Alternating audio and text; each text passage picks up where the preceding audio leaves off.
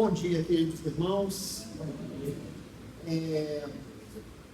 Nós, essa semana, tivemos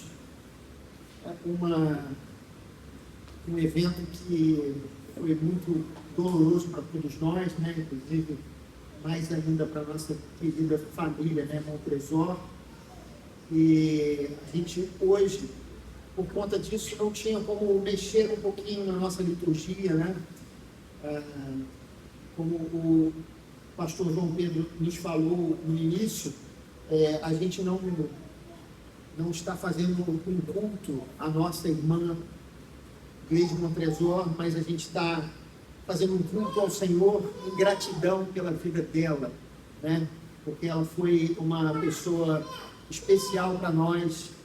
Ela nos abençoou muito nesse período em que ela esteve aqui. Ela foi ela era um dos membros mais antigos dessa igreja, junto com a Aline, Lídia, Sé, Letícia, e a gente, essa perda doeu muito, no nosso coração nessa semana, e por isso a gente fez essa alteração, e a gente está fazendo esse culto com esse intuito de ação de graças, E eu não tinha como também, queridos, não mexer na nossa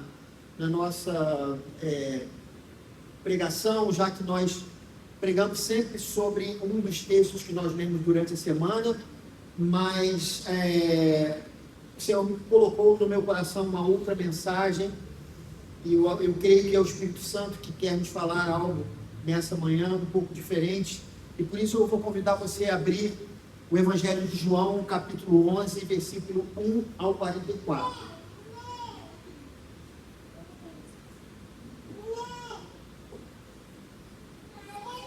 Evangelho de João, capítulo 11, versículo 1 ao 44.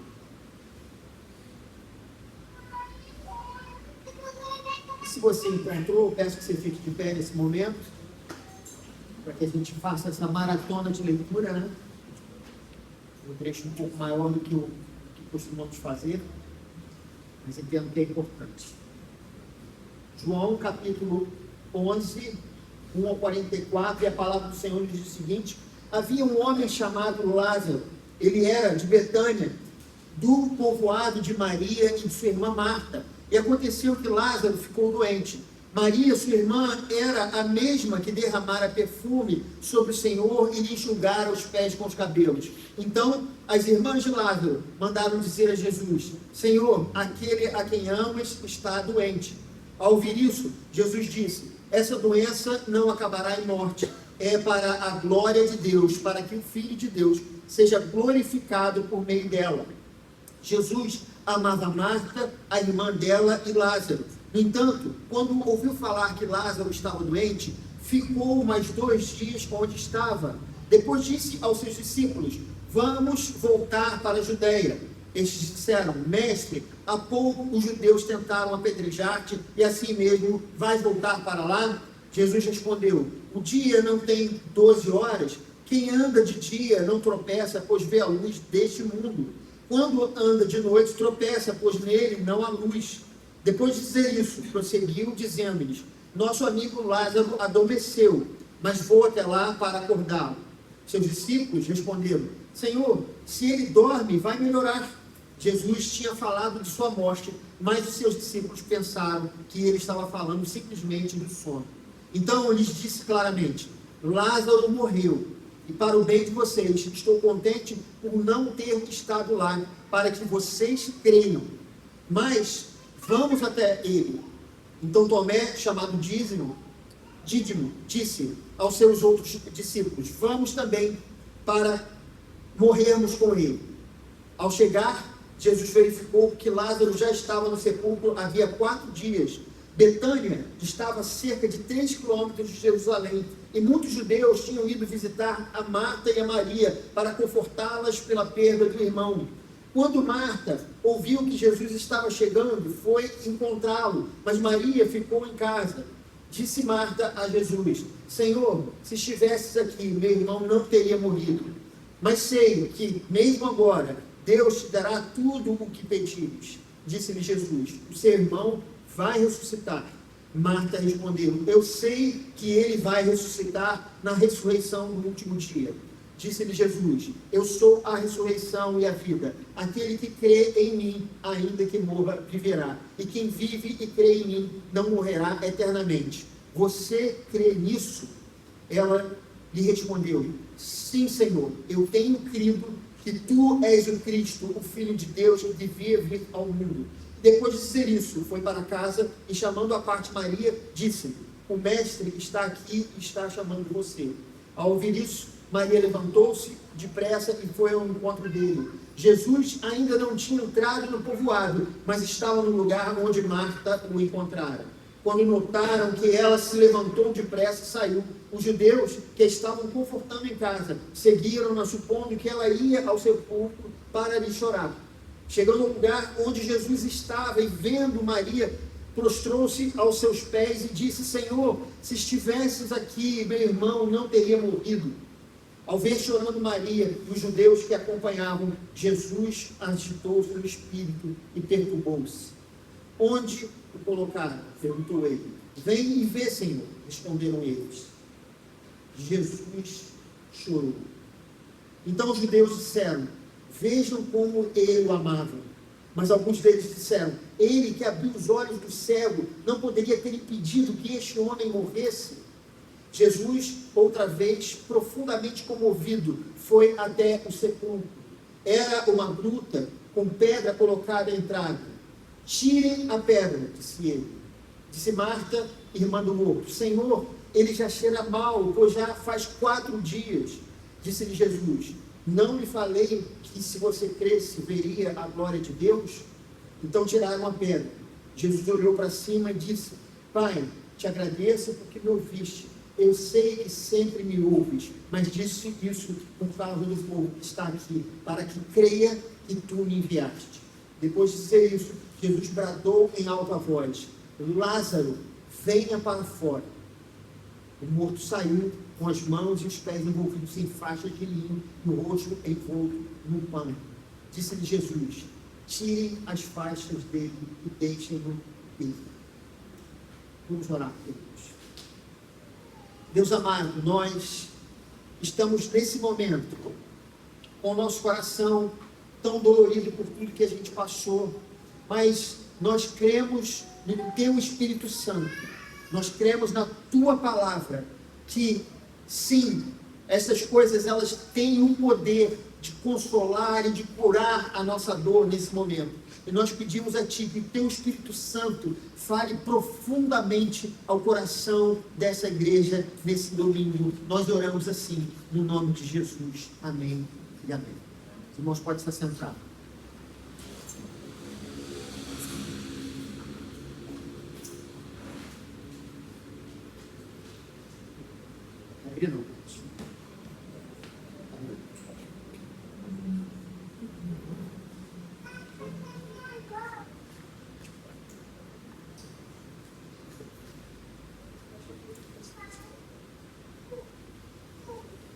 Queridos, a Bíblia nos diz, em 2 Samuel capítulo 12, que o rei Davi, ele tinha acabado de receber a repreensão do profeta Natã por conta do seu adultério com a Batseba, né? E como resultado daquilo, a criança que havia nascido daquele pecado, ela ficou gravemente doente, né? E o que Davi fez? Davi, na verdade, ele jejuou muito, ele chorou, ele se prostrou no chão, implorando que Deus curasse aquela criança, né?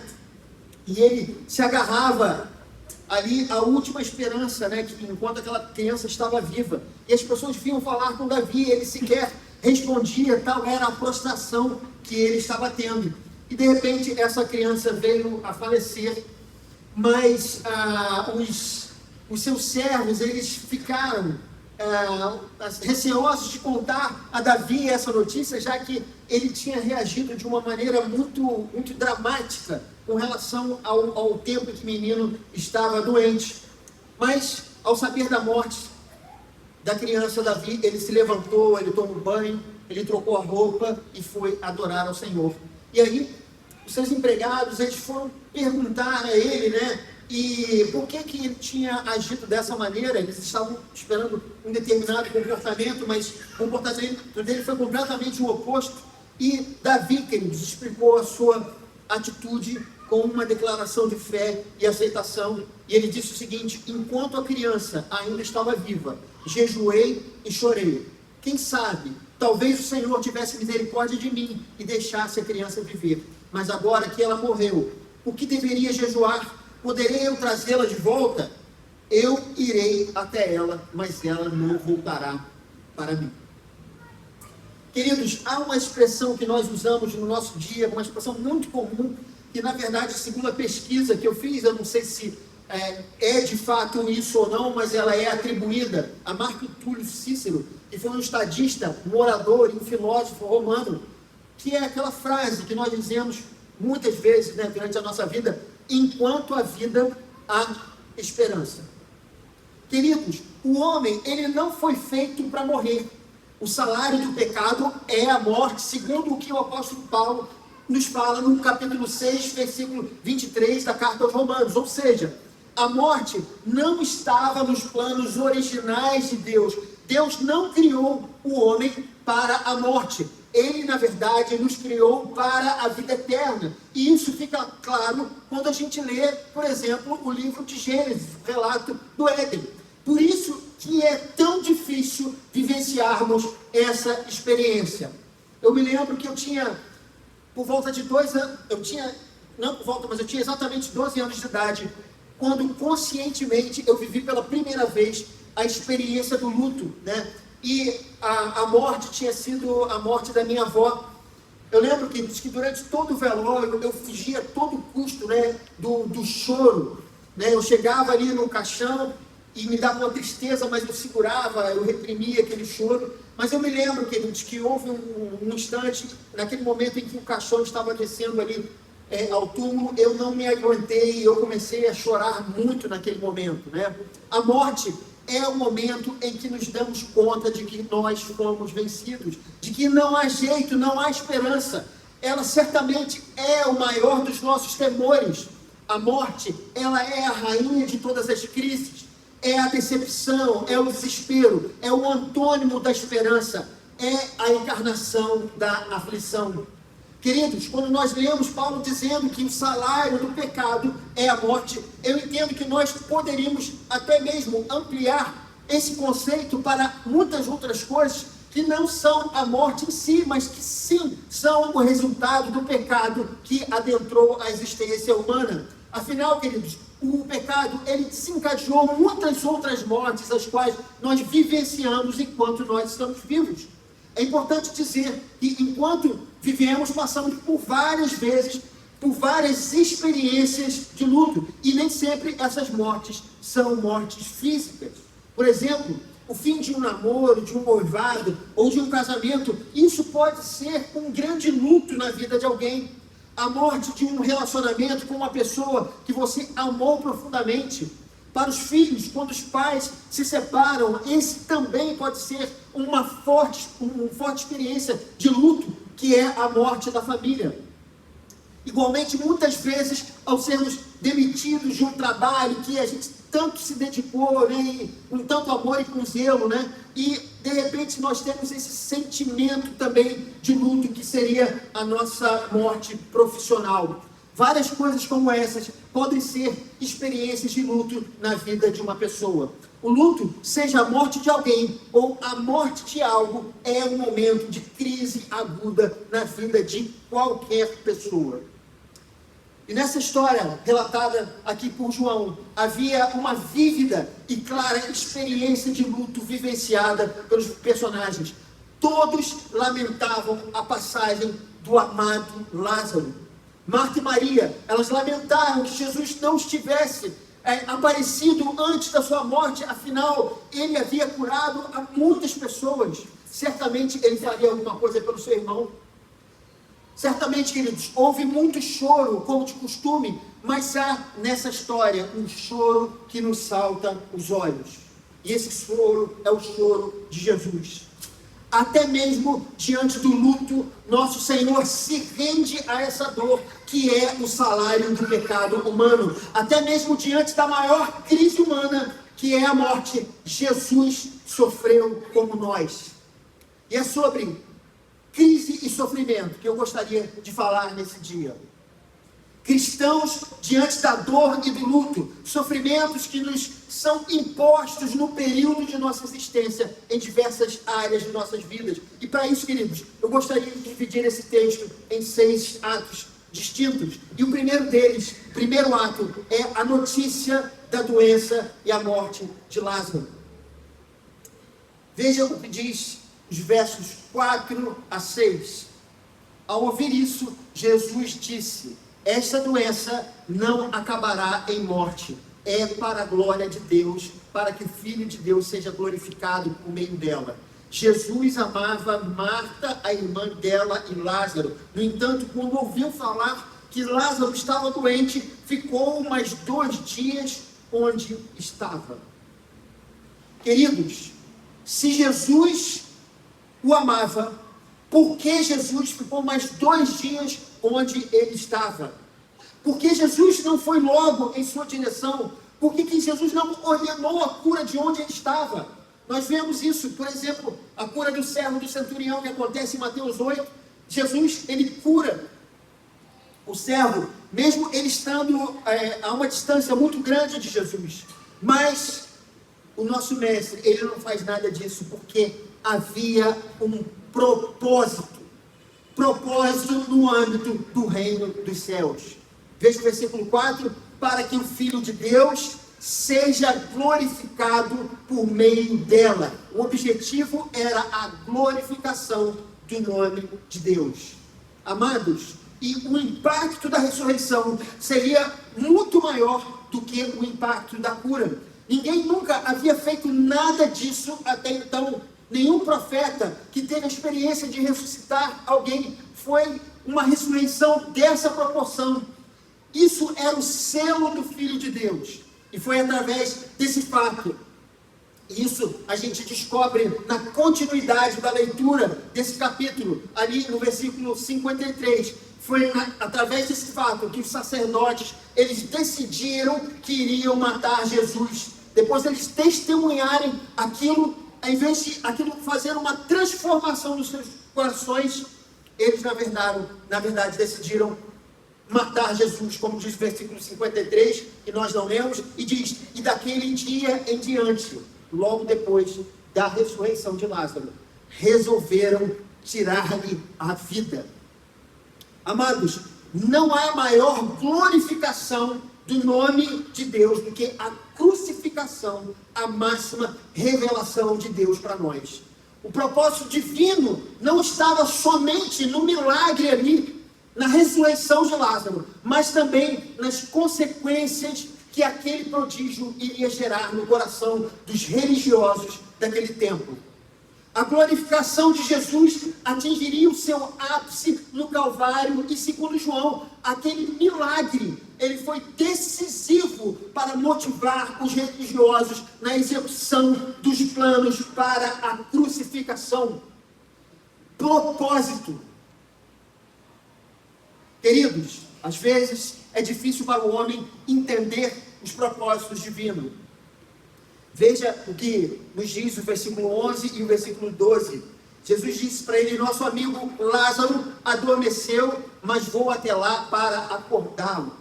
Seus discípulos responderam: Senhor, se ele dorme, vai melhorar. Os discípulos, queridos, eles tinham um entendimento superficial do que estava acontecendo. Queridos, dificilmente nós conseguimos entender os propósitos de Deus de modo claro. Nós oramos ansiosamente por algum objetivo, mas muitas vezes achamos que Deus não está nos ouvindo. Sim, Ele está nos ouvindo e está nos respondendo, mas nós às vezes não estamos entendendo. E isso é porque não é a hora do Senhor fazer alguma coisa, ou porque a resposta do Senhor à nossa oração é não, ou porque a resposta é diferente daquilo que nós esperávamos. ou porque simplesmente não compreendemos os seus planos, como nós vimos aqui nessa história relatada.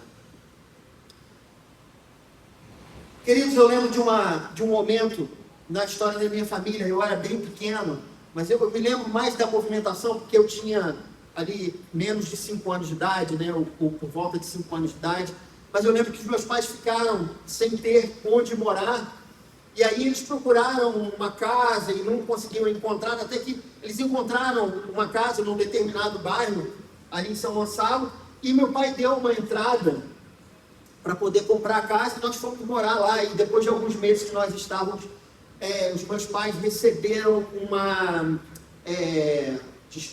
ordem, como é que é? Ordem de despejo. Uma ordem de despejo, né? E eles ficaram sem entender nada, aí que eles entenderam que, na verdade, a pessoa que recebeu o dinheiro, ele fez uma falcatrua com a documentação, e os meus pais perderam a casa, e perderam a entrada, e ficaram numa situação muito difícil. E muitas coisas aconteceram até que os meus pais foram morar em outro lugar, primeiro de favor, mas depois nós recebemos, queridos, nós ganhamos de presente um terreno, e lá meu pai leva todo tipo de material, e nós conseguimos construir uma casa. E, queridos, e olhando em perspectiva essa história, eu percebi que foi exatamente nesse lugar onde meu pai plantou uma igreja, e muitas pessoas vieram a conhecer o Evangelho através do trabalho ministerial do meu pai. A minha família tinha um plano, mas Deus tinha outro plano para nós.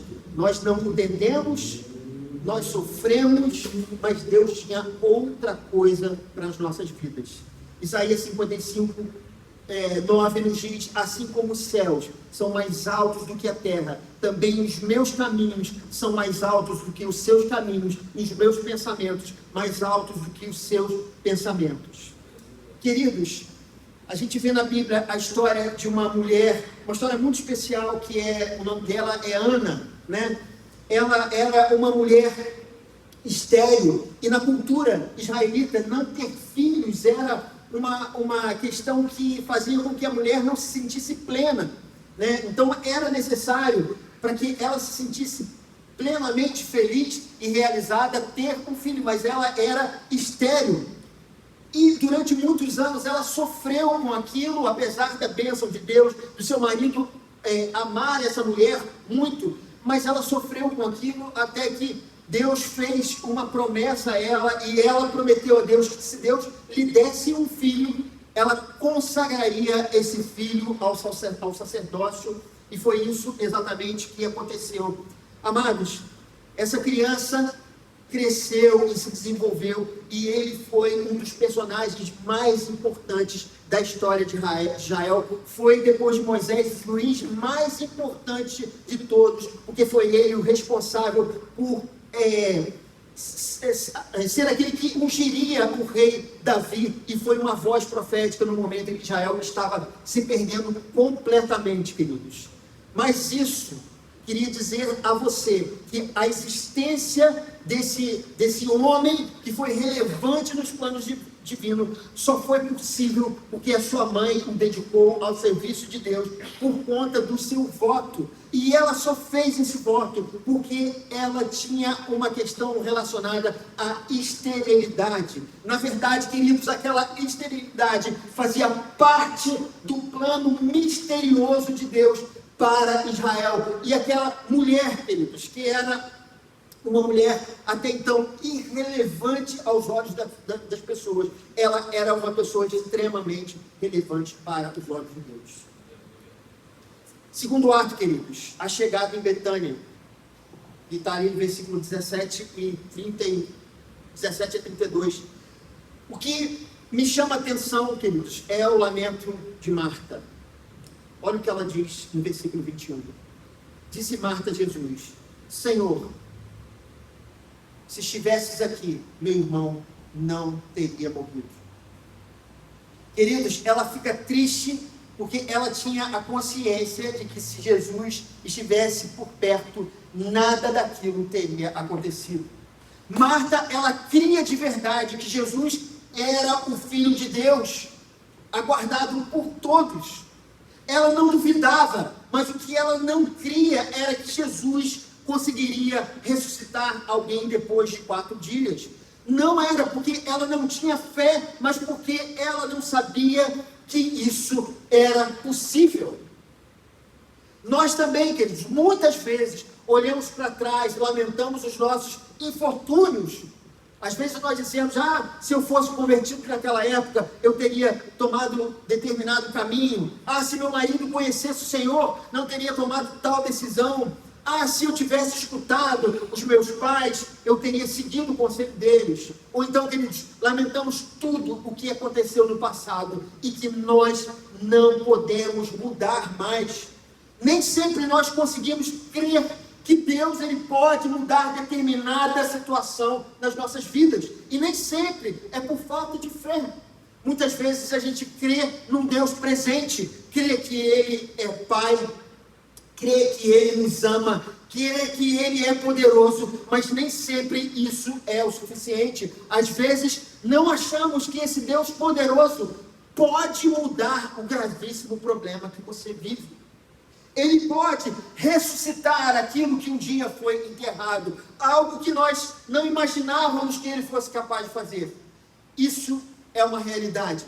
A nossa fé é limitada, nem sempre vamos conseguir crer em tudo que o nosso Deus é capaz de fazer.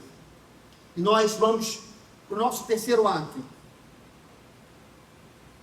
Está no versículo 41 e no versículo 42. Então tiraram a pedra. Jesus olhou para cima e disse: Pai, eu te agradeço porque me ouviste. Eu sabia que sempre me ouves, mas disse isso por causa do povo que está aqui, para que creia que tu me enviaste. No âmbito do reino, queridos, havia um propósito: revelar Jesus como Cristo. Mas havia também um propósito no âmbito pessoal. Ao lermos esse texto, nós já sabemos que Jesus, ele ressuscitou Lázaro. Mas, queridos, venham comigo nessa viagem, imaginem o real sofrimento daquelas pessoas, o adoecimento, a preocupação das irmãs, porque ele não melhorava, e de repente chega alguém para elas dizendo que ele não havia resistido. Imaginem a preparação para o enterro, o choro ao velarem o corpo, o enterro em si, e o sofrimento que aconteceu logo depois disso, no primeiro dia, o luto do segundo dia, do terceiro e do quarto dia, até chegar Jesus e partilhar do choro com elas. Todos esses fatos foram doloridos para essas irmãs. Queridos, mas continue nessa viagem comigo. Agora imagina o momento da ressurreição. Imagina Lázaro saindo vivo de dentro do túmulo depois de 4 dias após a sua morte. Imaginemos os festejos, as pessoas se abraçando, as irmãs chorando, não de tristeza, mas de alegria. Refeições sendo servidas para a comemoração do grande feito. Agora, imaginemos a fé em Jesus das pessoas que testemunharam aquele prodígio. Queridos, eu não estou querendo banalizar o sofrimento. Cada minuto vivido em momentos de crise e luto são de fatos dolorosos e difíceis. Lidar com a morte de alguém ou com os infortúnios da vida, seja a perda de um emprego, a morte da família, a separação de um casamento, a perda de uma amizade, seja o que for, isso é de fato muito doloroso. Mas precisamos também colocar o nosso sofrimento a partir da perspectiva divina. Deus pode reverter sua situação. Continue crendo assim como Marta. Ela não sabia o que Jesus era capaz de fazer, mas tinha a plena convicção de que Ele era o Cristo, o Filho de Deus. Sendo assim, você pode não saber o que o Senhor pode fazer por você, mas sabe que quando Ele fizer, sua fé nele será como nunca. Você vai conhecê-lo como ainda não conheceu. E voltando, queridos, à história de Ana. Ainda que Deus estivesse cumprindo os seus macro propósitos através da vida daquela mulher, entre aspas, insignificante, ainda que Deus estivesse fazendo algo extraordinário na vida da nação, Deus também estava dando a ela uma vitória pessoal. Deus não a tratava como o povo de Israel, mas Deus a tratava como Ana. E aqui nós vamos para o nosso quarto ato, versículo 33 e 35. O Deus que sofre a nossa dor. Queridos, Jesus chorou. O Evangelho de João talvez seja um dos que mostra de modo mais límpido Jesus como o Deus homem. Afinal, ele é o verbo que se fez carne e habitou entre nós, conforme diz João, no capítulo 1, versículo 14. Apesar da sua divindade, nesse Evangelho, a sua humanidade, ela foi exposta para nós. E o verso 33 diz que ao ver Maria e os judeus que a acompanhavam chorando, Jesus agitou-se no espírito e perturbou-se. E no versículo diz: Jesus chorou. A morte, queridos, segundo Romanos 6,23, é o salário do pecado. Deus poderia ter dito um sonoro bem feito para nós, por conta da nossa desobediência no Éden, mas Ele se importou com o nosso sofrimento, com a nossa dor, com o nosso flagelo. Seu Filho veio até nós, sofreu em nosso lugar, chorou o nosso choro e se entregou naquela cruz por você e por mim. Foi por causa de seu choro que nós alcançamos a redenção e o direito de sermos chamados filhos de Deus. Saiba que o seu choro não durará para sempre, pois Jesus, o Filho de Deus, está aqui e diante do Pai. Ele intercede por nós com o choro de nossa dor. Queridos, mas alguém, depois dessa mensagem, poderia me perguntar: mas nós oramos tanto pela nossa irmã Gleide, por que Deus não ouviu as nossas orações? E é aqui, queridos, que o testemunho da nossa irmã se torna o milagre mais pessoal em nosso meio, assim como foi o milagre na vida daquela mulher chamada Ana. Nós vamos para o nosso quinto ato, que é o testemunho pessoal. Irmãos, nós oramos muito pela nossa irmã Gleide. Eu vi nesses dias, queridos, a igreja empenhada na intercessão e sempre ansiosa por notícias a respeito da sua saúde. Eu acompanhei em várias ocasiões os olhos marejados de seus irmãos, cunhadas, filha e genro. Todos nós participamos desse momento difícil.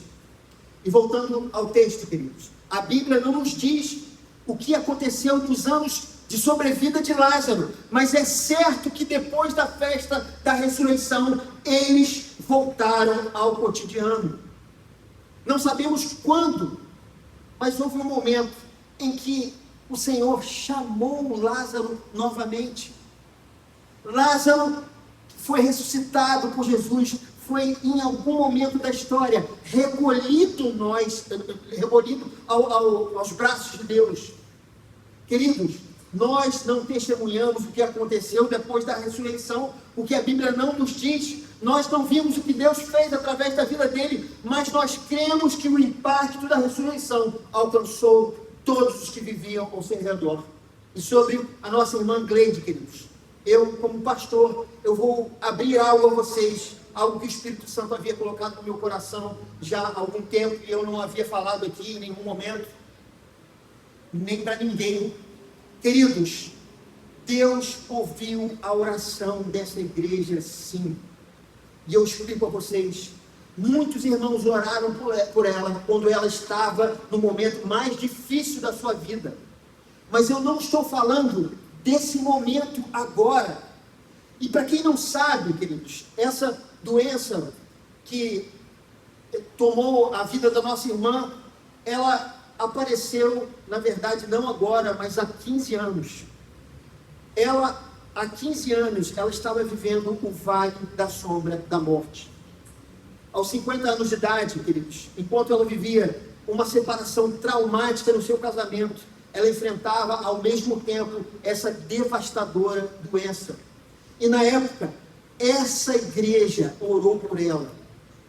Queridos, depois que eu cheguei aqui no final de 2018, ela me contou o que ela viveu naquela época, no primeiro gabinete que nós fizemos. Ela disse que lá atrás, né, a sua preocupação, quando ela passou por aquela aflição há 15 anos, era de como ela cuidaria da filha dela, a Letícia, que na época tinha 12 anos de idade, né, já que ela não tinha fonte de renda e nem saúde para isso, ela tinha uma preocupação muito grande, e ela dizia algo: o que será de mim e da minha filha? Ela dizia isso há 15 anos, e ela, queridos, disse que esse era o sentimento que ela viveu nessa época, e ela me confessou, na época que ela ouviu a voz do Espírito Santo, dizendo mais ou menos assim, que eu vou dizer com as minhas palavras, não com as palavras dela, mas como se o Espírito Santo estivesse dizendo a ela: o que você está esperando? E a partir dessa voz, ela tomou a decisão de crer e seguir pelo caminho de Deus, o caminho que Deus estava abrindo em sua vida. E nesses 15 anos seguintes, Deus fez uma revolução na sua vida. Queridos, o câncer foi curado. Financeiramente houve uma transformação. Emocionalmente houve uma transformação na nossa irmã. E espiritualmente isso também aconteceu. Desses 15 anos, eu estive presente mais ou menos a metade, né? Desde que eu me tornei pastor aqui no ano de 2000, final do ano de 2018, eu vi o milagre do sustento que parecia improvável. Tantas vezes que ela foi recorrer, né? Documentação, entrando, tantas vezes eu orei por isso, mas não foi só isso que eu vi, queridos. Eu vi a Letícia se preparando para as Forças Armadas, que era uma outra preocupação que ela tinha sobre o futuro da filha, o sustento. E não só isso, queridos. Eu tive a honra de ministrar o casamento de sua filha, no que foi certamente o dia mais feliz de sua vida. Queridos, nós não fomos a geração que orou para que Deus lhe acrescentasse os 15 anos de vida. Deus não havia nos chamado para isso. Esse chamado foi para a primeira geração que esteve aqui nessa igreja. A nossa geração foi aquela chamada para testemunhar o milagre de Deus diante dos nossos próprios olhos durante esses 15 anos. Assim como aquelas pessoas testemunharam a vida de Lázaro depois de sua ressurreição. Nós testemunhamos que o milagre não foi apenas uma sobrevida, mas foi a melhor parte da sua vida.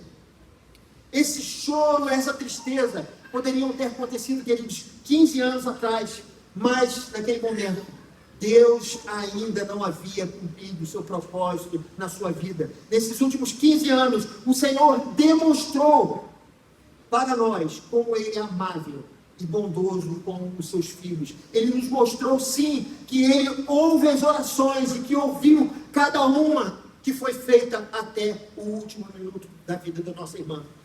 Mas agora, queridos, era a hora do Senhor chamar a nossa irmã Gleide à sua presença. Assim como um dia Ele também nos chamará. E por último, queridos, um desses encontros, no gabinete que eu tive com ela, ela me falava de algumas das suas ansiedades que ela ainda vivia, que ela, como qualquer outra pessoa, tinha, sim, as suas ansiedades normais, né? Isso faz parte da nossa vivência. Ela pensava na filha, no futuro, exatamente naquele momento em que a Letícia se preparava, fazia os concursos, não passava, andava desanimada, né, Letícia, vontade de desistir de tudo. Ela me compartilhou isso algumas vezes. Eu me lembro, queridos, do Espírito Santo falando no meu coração, dizendo para ela o seguinte: eu pedi que toda vez que ela sentisse assim, que ela recitasse o Salmo 23, o versículo 1, mas eu pedi que ela se atentasse para a parte final do versículo, que diz: o Senhor é o meu pastor e nada me faltará. Queridos, eu me lembrei disso no dia do velório, na segunda-feira, enquanto ela esteve aqui. O Senhor, Ele foi sempre o seu pastor e nada lhe faltou. Eu tive essa plena convicção, queridos, quando eu estava ali de pé, naquele momento, ministrando a cerimônia. Nada faltou para a nossa irmã. E agora, queridos, o ato final, para todos nós, inclusive a família Montresor, principalmente, que vão continuar a vida de vocês, após o Senhor ter recolhido a nossa irmã amada. Eu queria dizer para vocês e para a igreja que a história de Gleide não é o final de vida melancólica de uma mulher que viveu e morreu na inutilidade. Ela é o recado de Deus para todos nós que continuamos em nossa lida através da vida da nossa irmã. Nós aprendemos algo muito especial. O Senhor é o nosso pastor e nada nos faltará. Vamos nos lembrar disso. Vai doer, Deus. Mesmo quando nós vamos chorar. Mas esse também é um exemplo que ela nos legou a partir de agora. Ela testemunhou que o Senhor foi o pastor da vida dela e nada lhe faltou, e agora ela está nos braços do Pai. Eu queria dizer à Igreja Presbiteriana de Fonseca: o Senhor é o nosso pastor e nada nos faltará. Descanse nele. Coloque sua ansiedade no Senhor, porque Ele tem cuidado de nós. O Senhor abençoe essa mensagem.